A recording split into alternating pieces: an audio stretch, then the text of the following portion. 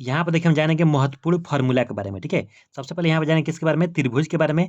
त्रिभुज का मतलब क्या होता है मेरे भाई, इंग्लिश में बोलते हैं ट्रेंगल, TRIANGLE, ट्रेंगल। और त्रिभुज का मतलब देखिए, त्रि मतलब तीन और भुज मतलब भुजा, यानी तीन भुजाओं से, मतलब तीन भुजाओं से घिरी आकृति, मतलब बंद आकृति को क्या बोलेंगे, त्रिभुज बोलेंगे, ठीक है। तो सबसे पहले हम यहाँ पे एक फिगर बना लेते हैं, चलिए।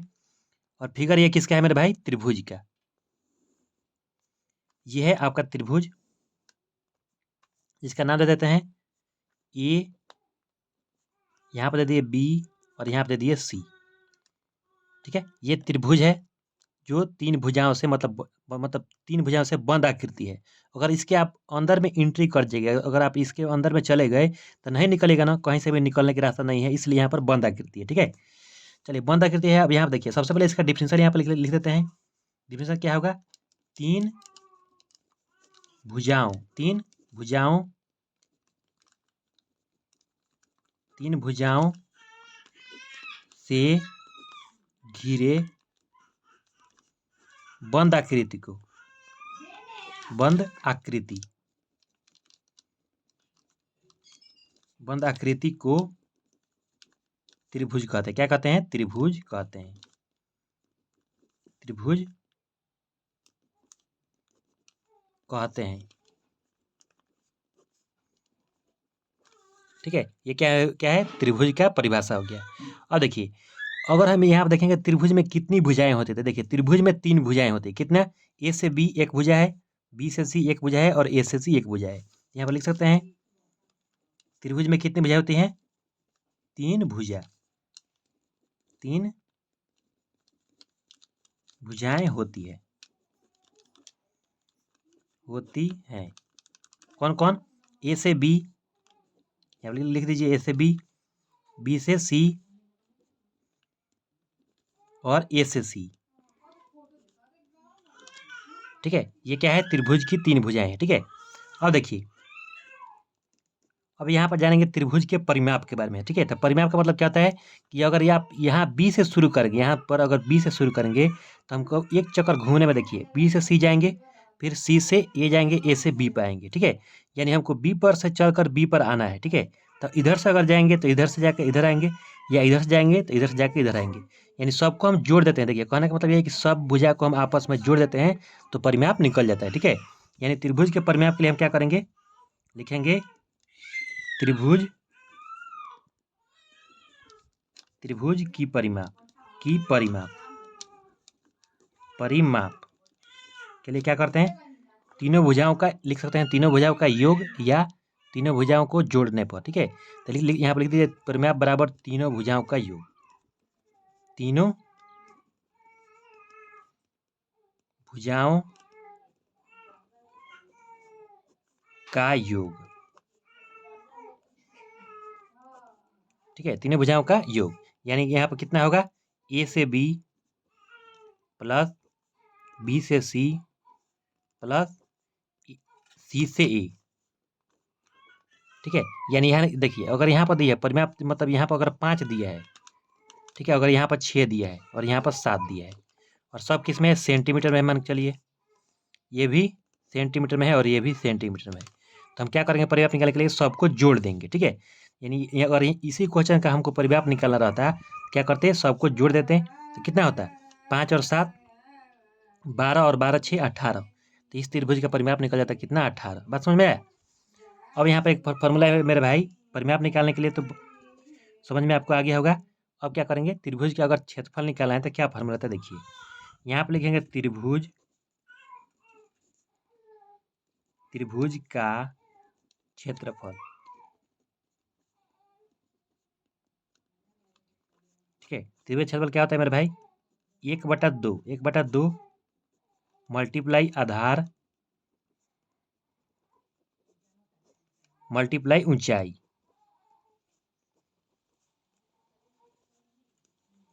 ठीक है मेरे भाई। ये क्या है, त्रिभुज का क्षेत्रफल निकालने का मतलब ये फॉर्मूला है, ठीक है। यानी अब कहने का मतलब देखिए, इसमें ऊंचाई क्या है, इसमें ऊंचाई क्या होगी, ठीक है। तो देखिए, सबसे पहले यही तो आधार हो गई नीचे की, ये जो बी से सी है क्या है, आधार है। नीचे वाली जिस, मतलब जिस पर त्रिभुज बना है, अगर इसको आप जमीन मान लीजिएगा तो इस पर त्रिभुज बनाइएगा, ऐसे लाइन खींचेगा, ऐसे लाइन खींचेगा, तो ये क्या है, आधार है। नीचे वाली समझ लिया आधार है। और हमको इसकी ऊंचाई पता करना है। तो देखिए हम ए से हम क्या करते हैं, लंब डालते हैं। ए से क्या डालते हैं, लंब डालते हैं। और यही लंब अगर इसको हम ओ मान लेंगे, इस पॉइंट को, किस पॉइंट को, इस पॉइंट को ओ मान लिए, तो ए से जो ओ है ये क्या है, इसकी ऊंचाई है। बात समझ में आया। इसको हम शीर्ष लंब भी बोलते हैं मेरे भाई, ठीक है। यानी यही 1/2 यहाँ पर लिख सकते हैं ऐसे करके, 1/2 मल्टीप्लाई आधार की जगह पर कितना है, बी से सी है, और मल्टीप्लाई ऊंचाई की जगह पर क्या है, ए से ओ है। ठीक है, यही हुआ त्रिभुज की ऊंचाई के लिए फॉर्मूला हुआ है 1/2 आधार मल्टीप्लाई ऊंचाई। अगर आधार और ऊंचाई दिया रहेगा तो हम क्षेत्रफल आसानी से निकाल लेंगे। बात समझ में आया। और जानेंगे मेरे भाई किसके बारे में, समकोण त्रिभुज के बारे में। ठीक है, अब हम यहाँ पर जान लेते हैं समकोण त्रिभुज के बारे में। ठीक है, देखिए क्षेत्रमिति में जितना फॉर्मूला होता है हम उसको मतलब बिल्कुल आसानी से मेरे भाई जान लेंगे। देखिए समकोण त्रिभुज बहुत महत्वपूर्ण है, बहुत बार क्षेत्रमिति में उसका उपयोग करते हैं। ठीक है, सबसे पहले यहाँ पर एक समकोण त्रिभुज का फिगर बना लेते हैं। यहाँ ये है समकोण त्रिभुज का फिगर। ठीक है, इसका नाम दे देते हैं ए, इसका नाम दे देते हैं बी, और इसका नाम दे देते हैं सी। देखिए समकोण त्रिभुज में एक कोण होता है कितना डिग्री का, 90 डिग्री, यानी 90 डिग्री का एक कोण होता है। एक कोण, केवल एक कोण जो बी है, कितना डिग्री कोण है मेरे भाई, 90 डिग्री का। ठीक है, तो सबसे पहले देखिए इसका डिफिनेशन क्या लिखेंगे मेरे भाई। यहाँ पर हम इसका डिफिनेशन लिख देते हैं कि जिस त्रिभुज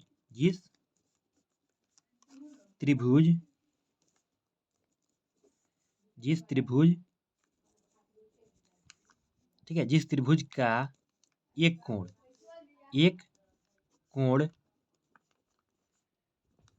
जिस त्रिभुज का एक कोण कितना होता है मेरे भाई, 90 डिग्री। कितना होना चाहिए, एक कोण 90 डिग्री हो, वो समकोण त्रिभुज कहलाता है। क्या कहलाता है, समकोण त्रिभुज कहलाता है। समकोण त्रिभुज कहलाता है।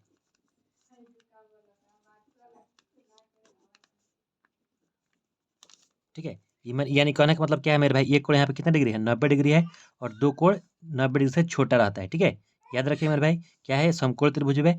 अब समकोण त्रिभुज में यह समझना है कि इसमें देखिए बी के ठीक इधर में देखना है। यहाँ से इस कोना से अगर आप इधर देखिएगा, सबसे बड़ी, इसमें सबसे बड़ी भुजा कौन दिख रही है, देखिए सबसे बड़ी भुजा ए से सी है मेरे भाई। इस सबसे बड़ी भुजा को हम कर्ण बोलते हैं। सबसे बड़ी भुजा को क्या बोलते हैं, कर्ण बोलते हैं, याद रखिएगा मेरे भाई। और ठीक बी से ऊपर, बी से ठीक ऊपर, ये जो बी से सी क्या है, आधार है, जिस पर आप जमीन पर देखिए, अगर मान के चलिए ये जमीन है, ये क्या है मेरे भाई, जमीन है, और इस पर हम बना दिए ये वाला दीवार बना दिया है, घर का दीवार, और इस पर हम सीढ़ी लगा दिए, सीढ़ी, छत पर चढ़ने के लिए सीढ़ी बना दी। एक को मान लीजिए छत, तो ये जमीन होगा मेरे भाई। और जमीन में दीवार से जितना दूरी है सीढ़ी का, यहाँ पर दूरी है, इसको हम बोलेंगे आधार।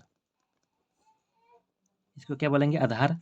और देखिए जब भी आप दीवार पर सीढ़ी लगाते हैं तो क्या होता है, तिरछा लगता है सीढ़ी। लकड़ी का जो सीढ़ी होता है किसका, तिरछा लगता है, तो सीढ़ी बहुत बड़ी होती है। अगर छोटी रहेगी, दीवार के बराबर रहेगी, तो सीढ़ी क्या होगा, छोटा हो जाएगा। ठीक है, तो इसको हम ऐसे समझ लेंगे, यानी ये आधार होगा, ये कर्ण होगा, और इसके ऊपर में जो होती है बी के ठीक 90 डिग्री के ठीक ऊपर वाली जो भुजा होती है क्या होती है, लंब रहती है। तो ये है मेरे भाई क्या, लंब। ठीक है, यानी कहने का मतलब क्या है, देखिए समकोण त्रिभुज में, किसमें, समकोण त्रिभुज में जो बड़ी भुजा का, देखिए जो बड़ी भुजा का स्क्वायर जो होता है वो इन दोनों के योगफल के बराबर होता है, स्क्वायर के योगफल के बराबर होता है। बात समझ में आए। हम इसको ऐसे लिख सकते हैं, समकोण त्रिभुज का डिफिनेशन समझ गए हैं, समकोण त्रिभुज का एक कोण 90 डिग्री हो समकोण त्रिभुज कहलाता है। बिल्कुल आपको समझ में आ गया होगा। अब यहाँ पर क्या मेरे भाई क्या जानेंगे, अगर कोई पूछे कि कर्ण किसे कहते हैं, तो आप लिख सकते हैं कि समकोण त्रिभुज में सबसे बड़ी भुजा को कर्ण कहते हैं। ठीक है, यहाँ पर लिख सकते हैं समकोण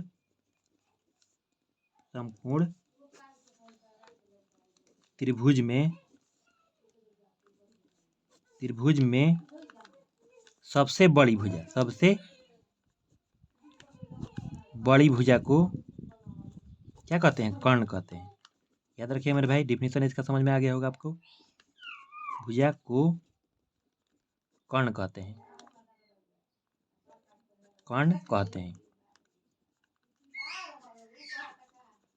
ठीक है। अब यहाँ पर देखिए समकोण त्रिभुज में ही, ठीक है, बड़ी भुजा का अगर वर्ग करेंगे, किसके मेरे भाई, बड़ी भुजा का वर्ग, ठीक है, ये अन्य दो भुजाओं के वर्गों के योग के बराबर होगा। कहने का मतलब ये है कि बड़ी भुजा का वर्ग करना है। बड़ी भुजा यानी कि बड़ी भुजा क्या है, कर्ण है, और कर्ण का हम क्या करेंगे, अगर स्क्वायर करेंगे, ठीक है, तो ये अन्य दो भुजाओं के वर्गों के योग के बराबर होगा। ठीक है, ये अन्य दो भुजा हैं, तो यानी इसको क्या करेंगे, हम लंब का भी वर्ग कर लेंगे। ठीक है, और योग का मतलब मेरे भाई होता है जोड़ना, और आधार का भी क्या कर लेंगे, वर्ग कर लेंगे। ठीक है मेरे भाई, पाइथागोरस प्रमेय में इसी को हम क्या करते हैं, सिद्ध करते हैं कि कर्ण का स्क्वायर बराबर लंब का स्क्वायर प्लस आधार का स्क्वायर। ठीक है, यानी लंब और आधार का मान अगर दिया रहता है तो हम क्या करते हैं, कर्ण का मान निकाल देते हैं। ठीक है, तो यहाँ से मेरे भाई एक और फॉर्मूला बनेगा, कर्ण का मान अगर केवल निकालना है, केवल कर्ण निकालना है, तो इस स्क्वायर को बराबर इधर भेजना होगा, तो इधर आएगा तो क्या करेगा, रूट चढ़ाएगा। ऐसे करते हैं, देखिए रूट अंडर करेंगे इसे, लंब का स्क्वायर प्लस आधार का स्क्वायर,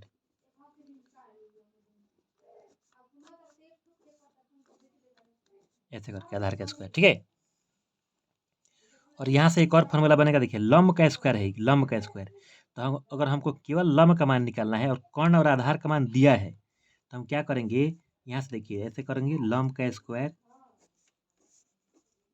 बराबर ये जो कर्ण है, ठीक है, इस आधार को इधर ला लेंगे, तो कर्ण में से क्या होगा, आधार जब प्लस में इधर आएगा तो क्या होगा, घटेगा, तो यहाँ पर होगा, देखिए कर्ण का स्क्वायर, कर्ण का स्क्वायर माइनस आधार का स्क्वायर, आधार का स्क्वायर। ठीक है, और अब देखिए फिर ये स्क्वायर है, हमको जब मेरे भाई स्क्वायर को जब इधर भेजेंगे तो फिर एक और फॉर्मूला बनेगा, क्या, लंब बराबर रूट अंडर कर्ण का स्क्वायर माइनस आधार का स्क्वायर। ठीक है, तो यहाँ पर कर देते हैं, लंब बराबर रूट अंडर कर्ण का स्क्वायर माइनस आधार का स्क्वायर।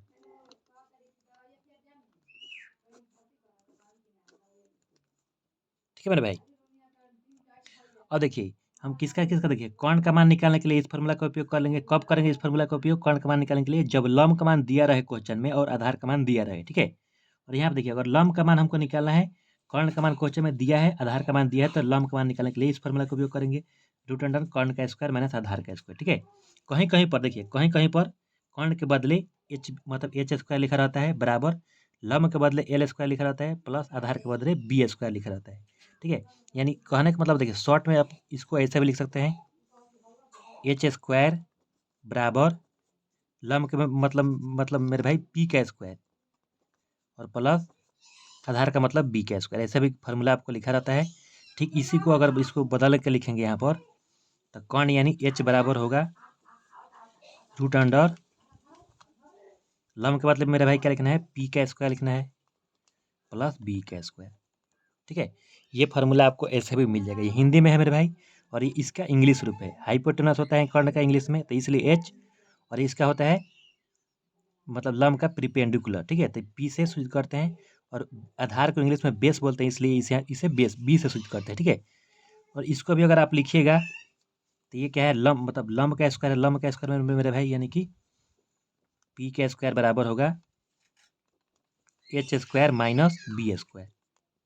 ठीक है, और यहाँ पर देखिए आएगा, यहाँ पर अगर हमको केवल पी का मान लिखना है तो क्या करेंगे, इसको लिख सकते हैं root under H square minus B square. ठीक है, और यहाँ से देखिए एक और फार्मूला बनेगा, अगर हमको आधार का मान निकालना है, क्या निकालना है मेरे भाई, आधार का मान निकालना है, तो केवल बी बराबर लिख सकते हैं इसको, आधार का मान। तो देखिए क्या करेंगे, कर्ण में से लंब को घटा देंगे, तो केवल अगर बी निकालना है आधार, तो आप ऐसे कर लीजिएगा, एच स्क्वायर यानी कर्ण का स्क्वायर माइनस लंब का स्क्वायर, इस फार्मूला का आप उपयोग कर लीजिएगा मेरे भाई। ठीक है, अब हम जानेंगे अगला, अगर यहीं पर क्वेश्चन रहता है मेरे भाई, समकोण त्रिभुज, देखिए समकोण त्रिभुज का अगर क्षेत्रफल निकालना है, क्या निकालना है, क्षेत्रफल, क्षेत्रफल निकालना है, तो मेरे भाई क्या करेंगे, समकोण त्रिभुज क्षेत्रफल निकालेंगे 1/2, देखिए 1/2 मल्टीप्लाई। ठीक है, और देखिए जब त्रिभुज का क्षेत्रफल मेरे भाई जब निकाल रहे थे तो क्या कर रहे थे, 1/2 आधार मल्टीप्लाई ऊंचाई हो रहा था, ठीक है। लेकिन यहाँ पर अगर लंब और आधार का मान दिया रहे, किसका किसका मेरे भाई, लंब और आधार का मान, तो समकोण त्रिभुज का क्षेत्रफल निकालने के लिए, समकोण त्रिभुज का क्षेत्रफल निकालने के लिए, क्षेत्रफल निकाले क्या करें, 1/2, ठीक है, और लंब मल्टीप्लाई आधार कर लेंगे, लंब मल्टीप्लाई आधार, तब मेरे भाई समकोण त्रिभुज का क्षेत्रफल निकल जाएगा, ठीक है। और यहीं पर निकालना होगा समकोण त्रिभुज का परिमाप, क्या निकालना है, समकोण त्रिभुज का परिमाप, त्रिभुज का क्या निकालना होगा, परिमाप निकालना है। परिमाप यानी कि देखिए, परिमाप को परिमिति भी बोलते हैं, ठीक है, ध्यान रखिए मेरे भाई। समकोण त्रिभुज का अगर परिमाप निकालना हो और इसका समकोण त्रिभुज का परिमिति निकालना हो तो दोनों बात एक ही रहता है, ठीक है, दोनों क्या होता है, सेम होता है। तो लिख सकते हैं इसको हम तीनों भुजाओं का योग, तीनों भुजाओं का योग, यानी मेरे भाई तीनों भुजा को हम क्या करेंगे, जोड़ करके लिख देंगे, तो इसका परिमिति या परिमाप हो जाएगा, ठीक है। अब चलिए यहाँ पर सबसे महत्वपूर्ण मेरे भाई, केवल मेरे भाई त्रिभुज के बारे में इस वीडियो मतलब वीडियो में जानेंगे। तो अब जान लेते हैं, देखिए समकोण त्रिभुज हो गया, उसके बाद से आता है देखिए समबाहु त्रिभुज, बहुत बार उपयोग होता है। कौन सा त्रिभुज, समबाहु त्रिभुज, ठीक है। चलिए समबाहु त्रिभुज के बारे में भी हम यहाँ पर बिल्कुल आसानी से जान लेते हैं। तो समबाहु त्रिभुज कैसा होता है मेरे भाई, समबाहु त्रिभुज का सबसे पहले हम क्या करेंगे, एक फिगर बना लेंगे।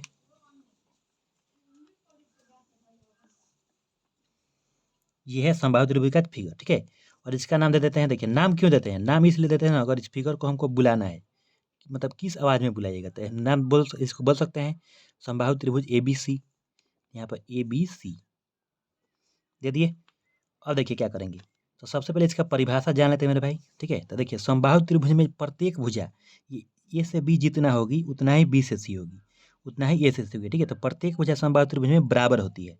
जब प्रत्येक भुजा बराबर होती है तो इसका कोण भी बराबर होता है, ठीक है। तो यहाँ पर लिख देंगे वैसा त्रिभुज, डिफिनीशन देखिए, वैसा त्रिभुज, वैसा त्रिभुज जिसकी जिसकी प्रत्येक भुजा, जिसकी मेरे भाई प्रत्येक भुजा क्या होती है, बराबर होती है, प्रत्येक भुजा बराबर होती है, होती है, तथा प्रत्येक कोण, तथा प्रत्येक कोण, प्रत्येक कोण, जब प्रत्येक भुजा मेरे भाई बराबर होगी तो प्रत्येक कोण कितना डिग्री का होगा, 60 डिग्री का होगा, ठीक है। तो लिख देंगे प्रत्येक कोण 60 डिग्री की होती है, होती है। बात समझ में आया मेरे भाई। देखिए जब, क्योंकि तीनों भुजाओं को जोड़ने पर त्रिभुज के कितने आता है, 180 डिग्री आता है, ठीक है। यानी ये 60, ये वाली 60 और ये भी कितना 60, तीनों को जोड़ने पर कितना है, 180 डिग्री, ठीक है।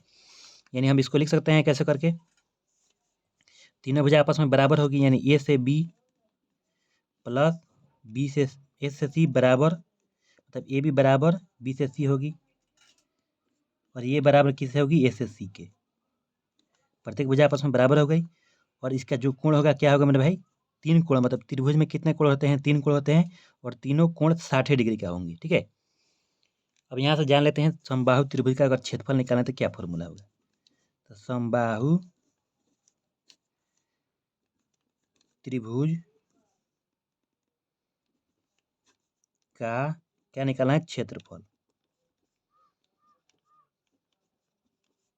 क्षेत्रफल अगर निकालना है तो क्या होता है फॉर्मूला, देखिए √3/4 और मल्टीप्लाई भुजा अगर जितना दिया रहेगा उसका हम क्या करेंगे, स्क्वायर करेंगे, स्क्वायर कर लेंगे, ठीक है। तो क्या निकल जाएगा, इसका क्षेत्रफल निकल जाएगा, ठीक है। क्षेत्रफल यानी कि जितना जगह छेकता है मेरे भाई, ठीक है, ये जितना जगह छेकता है उसी को उस आकृति का क्षेत्रफल बोलते हैं, ठीक है। अगर हमको समबाहु त्रिभुज का क्या निकालना है मेरे भाई, यहाँ पर परिमाप या परिमिति निकालना है, ठीक है। परिमाप निकालना हो या परिमिति निकालना हो तो क्या करते हैं, तीनों भुजाओं को आपस में जोड़ देंगे तो परिमाप या परिमिति निकल जाएगा, और तीनों भुजा आपस में बराबर होती है तो इसलिए हम इसको लिखते हैं 3 मल्टीप्लाई भुजा, यानी एक भुजा में 3 से मल्टीप्लाई कर देंगे क्योंकि 3 भुजा तो आपस में बराबर होती है समबाहु त्रिभुज की, तो यहाँ से परिमाप भी निकल जाएगा। ठीक है, चलिए हम जानेंगे मेरे भाई अब किसके बारे में।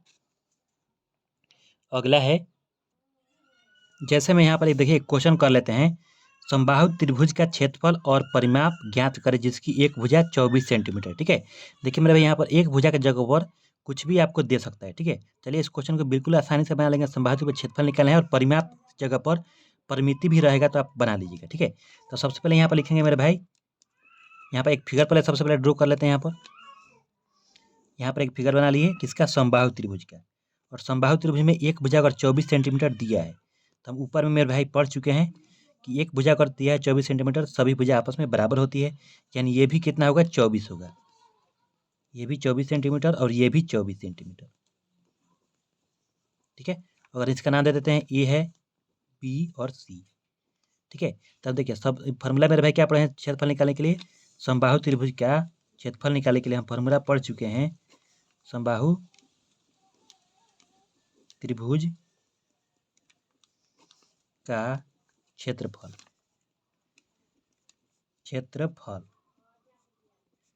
के लिए मेरे भाई क्या फॉर्मूला पढ़े हैं, √3/4 और मल्टीप्लाई भुजा का स्क्वायर, भुजा का क्या करना है, स्क्वायर करना है। ये मेरे भाई हम फॉर्मूला ऊपर में पढ़े हैं, तो इसी फॉर्मूला का उपयोग करके हम क्या करेंगे, √3/4 मल्टीप्लाई भुजा का स्क्वायर का मतलब यह है कि 2 बार आपको लिखना है, 24 सेंटीमीटर मल्टीप्लाई 24 सेंटीमीटर। तो यहाँ पर लेंगे 24 सेंटीमीटर मल्टीप्लाई 24 सेंटीमीटर। ये देखिए जब 4 से इसको कटाएंगे तो कितना बार बच जाएगा मेरे भाई, 6 बार में। तो अब इसको हम क्या करेंगे, मल्टीप्लाई कर लेंगे, √3 मल्टीप्लाई 6 सेंटीमीटर और मल्टीप्लाई 24 सेंटीमीटर। तो 24 में 6 से क्या करेंगे, गुणा करेंगे। तो यहाँ पर चलिए गुणा कर देते हैं 24 में 6 से। ठीक है, तो यहाँ पर होगा 6 चौका 24 और 6 दूनी 12 और 2 14, 144। तो देखिए इसका क्षेत्रफल कितना निकला, 144√3। ठीक है, और यहाँ देखिए सेंटीमीटर है और सेंटीमीटर है, सेंटीमीटर में जब सेंटीमीटर से गुणा कर देते हैं तो कितना आता है, सेंटीमीटर स्क्वायर आता है। ठीक है, ये हुआ आपका इसका समबाहु त्रिभुज का क्षेत्रफल निकल गया। अब इसी में बोला है कि परिमाप भी आप निकाल लीजिए। तो मेरे भाई समबाहु त्रिभुज का परिमाप के लिए क्या फॉर्मूला है, समबाहु त्रिभुज की परिमाप क्या फॉर्मूला आता है, 3 मल्टीप्लाई भुजा, 3 मल्टीप्लाई भुजा। ठीक है, तो यानी कैसे करेंगे, 3 कर लेंगे और मल्टीप्लाई भुजा का मान कितना है, 24 सेंटीमीटर। ठीक है, और जब 24 में 3 से गुणा करेंगे तो कितना आएगा, 72 सेंटीमीटर मेरे भाई आएगा। ये हुआ आपका परिमाप समबाहु त्रिभुज का। ठीक है, कैसे निकाले बिल्कुल आपको समझ में आ गया होगा। धन्यवाद। अगर आप मेरे चैनल पर नए हैं तो मेरे चैनल सब्सक्राइब कर लीजिए, बेल आइकन को दबा लीजिए। फिर मिलते हैं हम आपको अगले वीडियो में।